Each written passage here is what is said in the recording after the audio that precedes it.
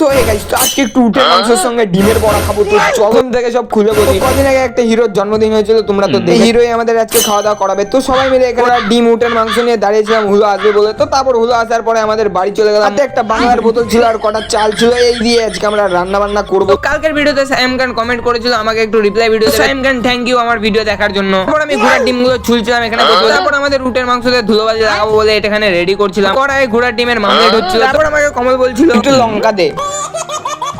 তারপর আমি ওকে লঙ্কা দিলাম, দাঁতে ঘষে নিল। তারপর এখানে হুলো বসে বসে কি দেখছিল, এখানে সবাই শুয়ে শুয়ে মজা মারছিল আর আমি রান্না করছিলাম এখানে। তো এখানে বসে বসে একটু ভিডিও বানাচ্ছিল। তো তারপরে শুয়োর তোমাদের চুমু দিচ্ছিল।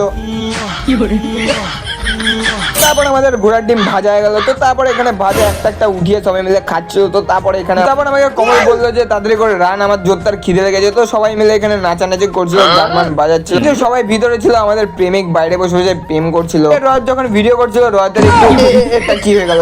তারপর আমরা এখানে গান মান বাজিয়ে নাচানাচি করছিলাম। তো এই ভিডিওটার পার্ট 3 দেখার জন্য চ্যানেলটাকে সাবস্ক্রাইব করে রাখো আর একটা লাইক করে দাও ভিডিওটায়। আর 3 তাড়াতাড়ি আসতে চলেছে।